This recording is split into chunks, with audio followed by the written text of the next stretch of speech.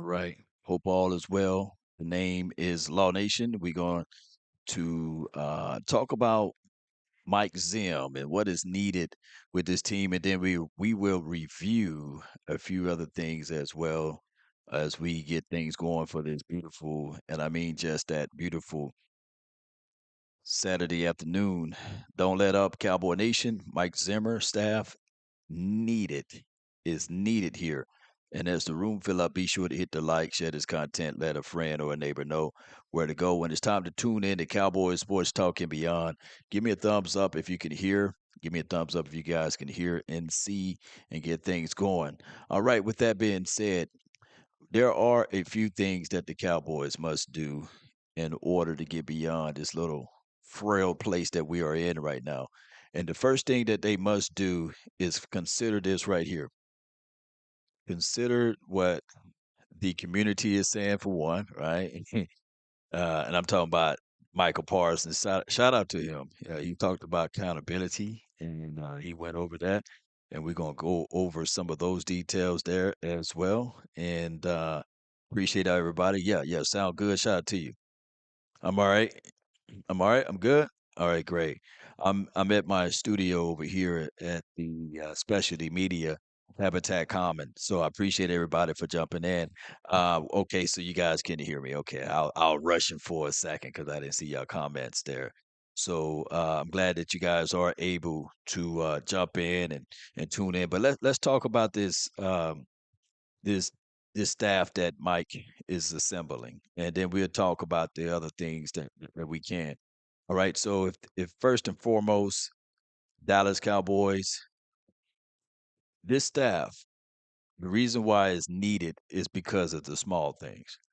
We have been down a road where this team played too much politics as it relates to coaching, and there's been big trust been forbidden, right? We don't know whether or not to trust Kelly Moore when he was here, and then there were some things that happened far as the way we called out things and said, "Hey, Mike McCarthy said he didn't like stop routes."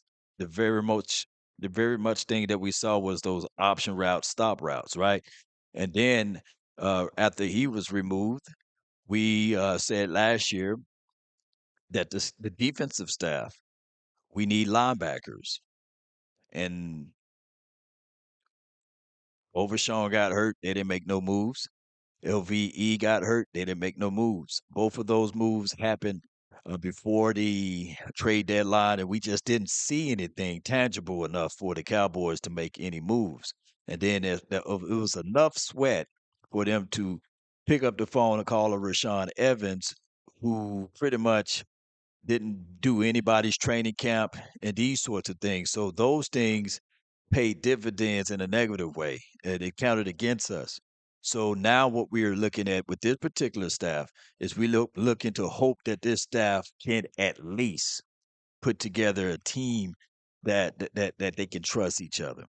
And my guy Zim been going out there making sure that he get his staff together, and I love it. And we talked about this in a smaller video, but shout out to John Machota. He says new members of the Dallas Cowboys coaching staff. First and foremost, we have Jeff. He's the defensive line guy. The defensive run game coordinator, we have a Paul now, and the assistant defensive line is Greg Ellis. Those guys are going to be vital for this team, as far as the philosophy and the principle that Mike Zim is looking to produce. I heard a lot of people read a lot of y'all comments, and a lot of people were saying basically that these are retreads, right? These are guys that the Cowboys are digging at the bottom of the barrel. But no, these are guys that Zim ultimately trusts. These are guys that Zim can build around. These are also guys that, when you think of it, ladies and gentlemen, that Zim should be able to put his foot down and they listen.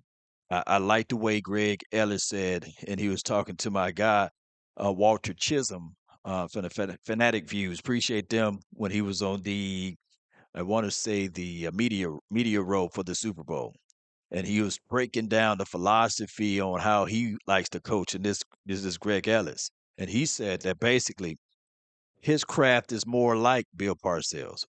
Bill Parcells coaches the coach. And for a long time here in Dallas, I get it, right? I don't think that we had coaches coaching the coach, right?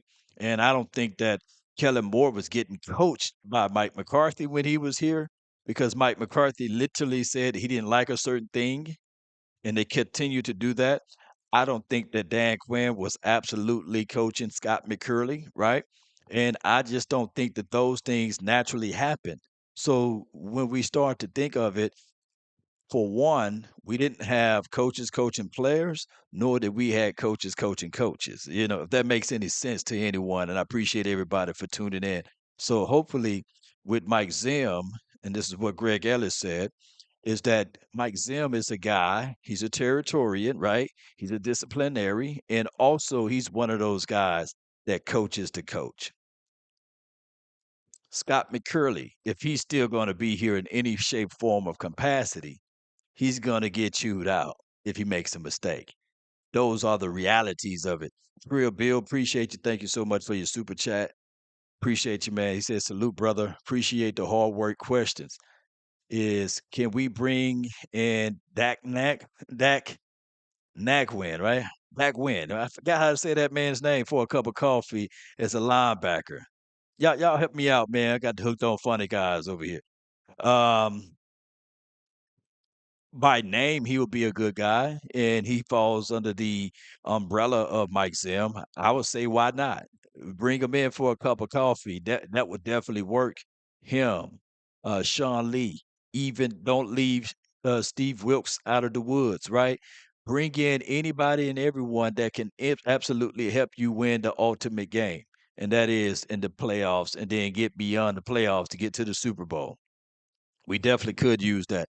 So when I look at all of those things, that's how I look at it. William Bernay says, was it really Dan Quinn or was it the players who couldn't tackle or cover versus Green Bay? Um, it's a two-way street. Two-way street. Most most football players in the National Football League don't even practice tackling, right? That's something that you learn in middle school, high school, and you really stop doing those drills in college. But what I can tell you that Dan Quinn is ultimately the person who put out packages. And if you don't have the said package out there that can solidify going up against offense, then ultimately it falls on the defensive coordinator. Ultimately it falls on the head coach, and then ultimately from there it falls on the GM and the owner, right? And every one of those guys got to answer to someone. So when you're not playing up to par, then yes, everyone is at fault. You can't have one thing without the other. So that's how I look at it. Now I could be a million percent wrong. Yeah, Dak win. Shout out to you, Stephen Carroll. Yeah, yeah, yeah. Thank you so much, man.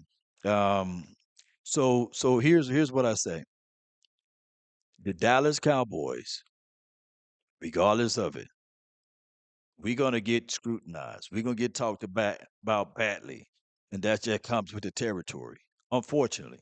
And we need guys to be holding these players accountable. And also, we need coaches to hold themselves accountable.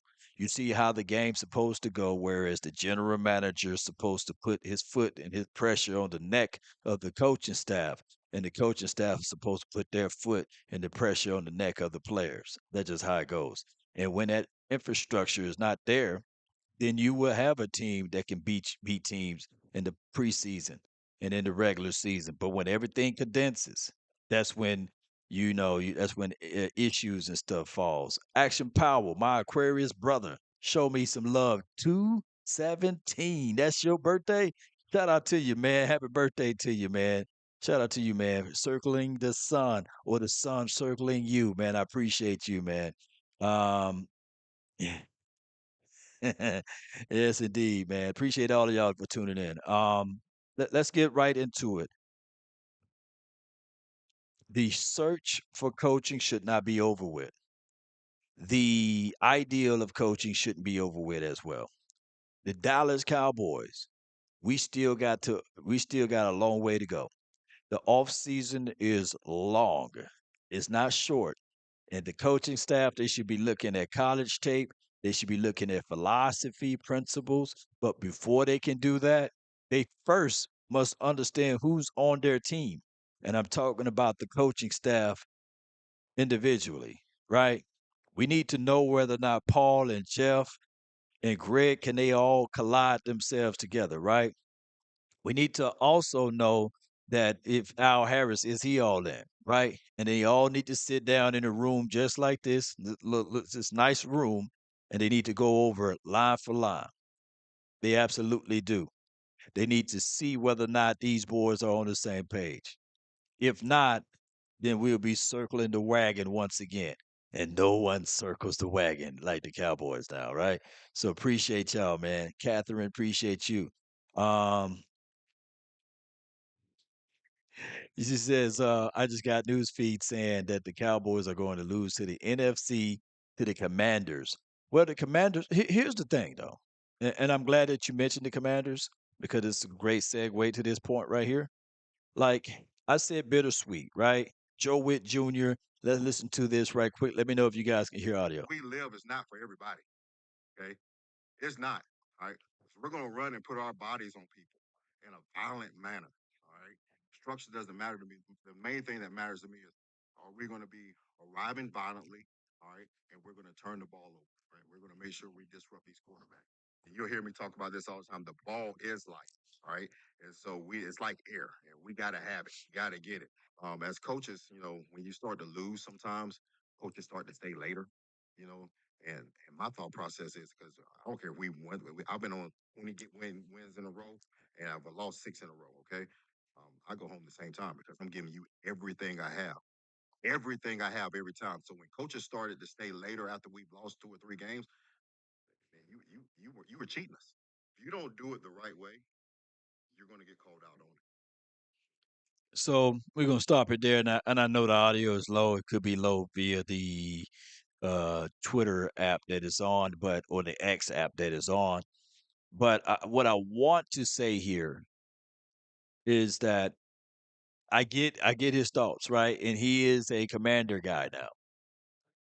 He checked out. He checked out way before I believe he's supposed to. Why? Because the NFL selling things that way. He checked out. I think Dan Quinn checked out. And the reason why I know is because he didn't even at least get a chance to or wanted to wait around for the interview, right? So he took and packed his bags and he went to Washington. Dan Quinn, keep in mind, he wouldn't have had the Washington job if what's his name? Ben Johnson, right? If Ben Johnson said, you know what, I'm taking that job. So what would have happened is ultimately this is what we call self-preservation. He would have came back here and faked the funk all the way up into the playoff time and then got ready for another interview. See, a lot of people don't understand that part of it. So I think that most of these guys they check out. They're not all the way in. They're looking to get a bigger bag, and I get all of that. But when you do that, it's the small things. So everything that he said in that clip right there is kind of like a conundrum, right? Because we know that Jimmy Johnson stayed late. We know that Jimmy Johnson held these boys accountable.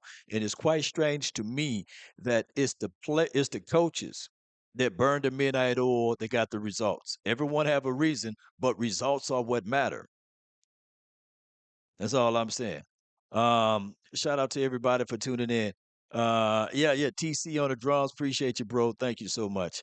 All right, so we're gonna get to the meat and potatoes of this. Real talk, real talk. We're going to get to the meat and potatoes of this. So, um, before before I play this Michael Parsons tape, I want to say this: Michael Parsons, even though I can't stand the extra stuff off the field, it's better than all of the other negative stuff that he could be doing, right? He could be going to clubs. He could be chasing skirts. He could be doing crazy things like race driving, drinking and driving, doing drugs or what have you.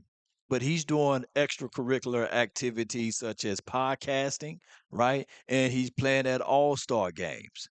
I can't we can't have it both ways. And trust me, Would I prefer for him to be more like a recluse behind the scenes type of guy? Yeah. But Parsons is Parsons. He's generational. He's talented, and he's an MVP of the All Star or the Celebrity All Star game, right? The dude had 37 points, unbelievable rebounds and assists and all of those other things. Shout out to him. But now he's turned a corner and he's talking about accountability. Those things pay dividends, and they also provide the truth of what's needed to happen here in Dallas. And I really appreciate his mindset. And if he can just harness that and take that all the way to the 2024 season, man, we'll be all right. We'll be all right. So I appreciate everybody. And like I said, we can't have it both ways. We would love to have that choir boy here, right? We would love to have like what D Ware used to do during the off season. You hear no words of him, and he produced every week and every year. And it got to the point where D Ware, people would say, it's crazy. People would say, hey, man, he didn't show up in big games. And then all he did was the moment you got rid of him, he went over to Denverland and they showed up, and everybody showed up in big games. Coaching matters, baby. That's what all I'm going to say. Um, CJ Stroud was hanging out with Amber Rose. That's the wrong Rose, bro. I feel you. Shout out to you, Eastside Harold. Now, maybe Ruby Rose, but Amber Rose, come on, man. Come on. But that's a whole nother storyline, y'all. Let's play this audio right quick. I'm not going to beat up old boy for hanging out with Amber Rose. It could have been his childhood, lifelong dream to do. It may be crazy though. It may be crazy hanging out with her, but that's just what it is. Like throwing a hot dog down a hallway. Oops, I said it out loud. Play defense. Uh-huh. Like there has to be a what people are failing to realize, and this is where accountability, culture, leadership all takes place is there has to be a point in time when Dak does throw a pick in a crucial moment, same way Pat did. Mhm. And I gotta say, yo, don't stress it. I got you. We're gonna get a stop right here. You just need to come back like how I know you can So come y'all back. haven't been I wasn't able to do that against San Francisco back-to-back years. You weren't able to do that against Green Bay. Are you kidding me? I know the audio may be a little low, but I'm just gonna say this. I do like this approach from my guy. I do, Michael Parsons. I do like this approach, man. And when you look at, let me just rewind for those man who just not tuning in, and let's see if we can get these guys to really focus on what he said. Let's really listen. Play defense. Like there has to be a what people are failing to realize, and this is where accountability, culture, leadership all takes place is there has to be a point in time when Dak does throw a pick in a crucial moment, same way Pat did. Mm, And I gotta say, yo, don't stress it. I got you. We're gonna get a stop right here. yeah. You just need to come back like how I know you can So come y'all back. haven't been I wasn't able to do that against San Francisco back-to-back years. You want Oh yeah, yeah, yeah, yeah. And shout out to you, Verde. Verde, appreciate you so much. Says, but Parsons said he would like to be with Dan Quinn. A lot of times the kids would say they like to have ice cream at 12 o'clock, or they would like to stay up until 1 o'clock, 2 o'clock. At this point, he's the kid. The parent that's of this team now is a new parent, Mike Zimmer. He's the stepdaddy now. He gonna give him stepdaddy treatment. Yeah, yeah, yeah, yeah. That's what he is. He's gonna give him stepdaddy treatment. Oh yeah, he's gonna give him stepdaddy treatment. So your dad is in Washington. You see him 2 times a year. You see him 2 times a year. But right now, I'm the new daddy in the house. So you're gonna have to listen to me, and you're gonna have to abide by my rules. That's how I gonna have to go. Zimmer needs to sit down with all of the captains of this team, all 50,000 captains that Mike McCarthy then set up. And he needs to see where their mindset is at, and he needs to make sure that he checks to put those boys in checks. Okay, so let's listen to the rest of this audio. Appreciate everybody for tuning in to the nation. able to do that against Green Bay? Are you kidding me? San You kidding me? okay, San Fran game, you could say we could have won that game. We held them to 13 or 19 points, something like that. That's great work, right? Right, right, right. But Green Bay game, we could have done better. That's accountability. I'll never just say, like, no. I felt like when he threw that pick, we should have held him to 3 and we should have got out the field. But what Dak didn't make D-Law jump off sides on 3rd and 5 on that first goal trip. Right. Dak didn't make Deron Bland do hands in the face what got him the first down. I think it was 3rd and long. Everything was going to point back to that point when Dak threw the pick, but Dak shouldn't have been to a 7-0 start. You know, the media painted that picture. The media painted the picture, and a lot of fans now run with what they say, right? We lost the game because of the INT, or we lost the game because of a fumble by the quarterback. The quarterback are the only reason why you will win or lose a game. Whether or not you like it or not, like he said, Pat Mahomes threw an INT. They fumbled the ball 5 times. I'm talking about the Kansas City Chiefs. They could have looked at the ball and say, "Hey, let's not dive on it." Right? When you start to look at a complete football team, you need everybody to step up, not just one person to step up. Now, granted, money is money, and when you get paid money, hey, the expectations do level and raise up. But money doesn't make your skill set develop. It's just money. And I'm not saying that you should look for the results just because you paid a person, because you want the results. You want the results. But the reality of it is that Dak Prescott is not the only one getting paid. We just saw the guy that won 2 MVPs. He's 2-4. He's 2-4 in the playoffs. His name is Lamar Jackson. He got $250 million. He only won 2 playoff games. I think Justin Herbert got $250 million. $250 million. And I don't think he even won a playoff game. Y'all let me know.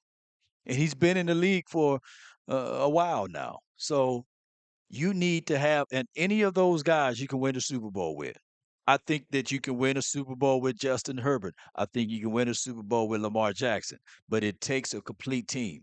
When people get caught up in only the quarterback, you forever will lose into that particular situation. Think the world of Josh Allen. I think he's a phenomenal quarterback. Phenomenal. But he don't have no ring to it, right? But it takes a team, though. It takes a complete team. Let's listen to more of what he have to say about this on the tail end of this. That's what people feel like accountability across the board. Like if we don't- Across the board. if we get that stop, right? How we did. If you watch the first 3, 4 plays, we were shutting them down. If they punt that ball, and that changed the whole momentum of the game. Changed the whole on on 3rd and long, Dak wasn't 3rd and 12 and give up a first down to keep the drive going. Was that Dak Prescott? If they punt that ball, it gives up the whole difference of the game. That's why I don't agree that it was just Dak Prescott. I know we could have done things differently defensively. Hey, not saying that Stephen A. Smith lost that debate, but I'm implying in saying that he lost that debate. And I love knowing that Parsons stood tall on that. And salute to Parsons for battling Stephen A. Smith because he's the first, believe it or not, current Cowboy player that's playing to give a concise response to Stephen A. Smith. Think about it. It haven't been a person who Orlando Scandrick talking, Jalen Smith talking, DeMarcus Lawrence talking, you know? So there haven't been a guy that can get on the stage that can battle or go back and forth with a pundit. And I like that. So it's one of those things that we see how all of this can work its way out when a guy at least come back with a good comeback, right? Instead of that wee woo talk. Um, Dak had more weapons than all of the QBs you trying to compare him to. Dude ain't even seen a championship game. Let's stop it. All right. So if you had a gun to your head and you had a choice between Harbaugh and Jason Garrett, who you picking? No matter who you got as a quarterback. No matter it don't matter who you got. You go who you gonna pick? I just need to know. You got 2 days to prepare. You're not gonna pick Jason Garrett. And on top of that, you just not. If Lamar Jackson was with the Cowboys under Jason Garrett, Lamar Jackson could be out of the league by now. Literally. With the pressure and all what the Dallas Cowboys bring to the table, it's crazy to any other team. It's crazy to any other team. Yes, indeed. So you just got to look at it from that aspect. And I get it. Most people only look at it from their aspect of, hey, the Cowboys got all of these weapons in 2016, but we had Jason Garrett as the head coach, by the way, who can't even find a job in the National Football League, right?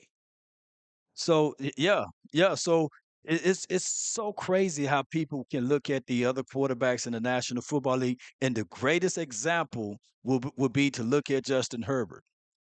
Justin Herbert last year around this time when they announced that Kellen Moore would be their coordinator, everybody said that, oh man, this is going to be a phenomenal year for Justin Herbert.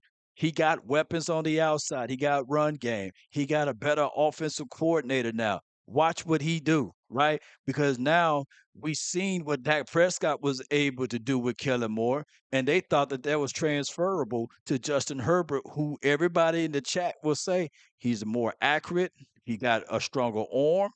He's a taller quarterback. He's poised. And Justin Herbert, before he got hurt, looked like Dak Prescott. He literally looked like Dak Prescott, a poor man's Dak Prescott at that. So it goes back and forward to system matters, coaches matter, system matters, coaches matter, and what system you go to and organizations matter. It do. So it is what it is, and I'm not sitting here saying that, hey, let's pay Dak Prescott, let's give him a $250 million. No, I'm not saying that. But what I'm saying is collectively, you got to look at the bigger picture. You got to look at the entirety of the team, not just one individual. When we get to the playoffs, where are our scoop and scores? Where are our turnovers? How many sacks do we get? In these last 3 years, yes, I get it. Dak Prescott underperformed, but what did his defense look like? Did his defense give us a takeaway? Oh, but we held the defense held the team to only 17 points. You're supposed to win a game. Think about this. Would the Kansas City Chiefs beat the 49ers if they didn't make a fumble or they didn't take turnovers? You still got to force turnovers. You still got to get takeaways. You still got to do those things and stop them from scoring. I've been banging on the table. Defense win championships. Defense win championships. Matthew Stafford was considered trash in Detroit land for 13 years. They even photoshopped a trash can and put a number 9 on him. He goes to another team, and nobody talks about the defense. They talk about Stafford winning this Super Bowl. 30 years from now, he's going to be a Super Bowl caliber quarterback who won the Super Bowl. Run game very much so needed. You know why run game is necessary? Run game is necessary because it's also a form of bettering your defense. When you got the ability to run the ball, you take care of the clock. And then on top of that, you rest your defense. And the Cowboys been without that. They've been avoidance of that for many of years. Many of years, run game when necessary. Look at look at all of the playoff games that we lost and point out what they did on the ground. I'm waiting. I'm waiting. Here's what you got to look at too. One of the greatest quarterbacks of all time, Roger Staubach. He had Tony Dorsett. Do we have a Tony Dorsett here? And he had Tom Landry, by the way. There's nobody that can debate me or out debate me and say that, yeah, Jason Garrett is in the same world of Tom Landry and Mike McCarthy. No, stop it. Quit it. And on top of that, with the other quarterback that lift up that Lombardi trophy had Jimmy Johnson. Not saying that the only way the Cowboys can win a Super Bowl is with a Tom Landry and a Jimmy Johnson, but no, that's not the case nor scenario. But you need good coaching. You do. And if you guys are old enough to remember, Go back and watch what the James Washington was able to do, right? In that first Super Bowl in the 90s that we went to. Look at what he was able to do. And then go back and watch what Emmett was able to do. Not just Troy. Troy by himself would have never won any of those Super Bowls. He would never won any of those Super Bowls. If I had a time machine, take Michael Irvin and Emmett off those teams, he for dog sure would never won a Super Bowl. Yeah, so you got to focus on defense. Yes, indeed. No, yes, indeed. But we gonna get on up out of here, man. I thank all of y'all for tuning in. That's my time. I gotta go to this function over here that's right across the street here. Appreciate y'all. One love. DC for life. Post me your thoughts, post me your concerns down below. I really appreciate you guys on this glorious, wonderful Saturday. And let's go, Cowboy Nation. Appreciate y'all. And let's get it. Be sure to hit that like, share this content. Yeah, yeah, yeah, yeah, yeah. Larry Brown in the last Super Bowl. Yeah. Yeah. That's a whole other story there. Salute. Peace. We out.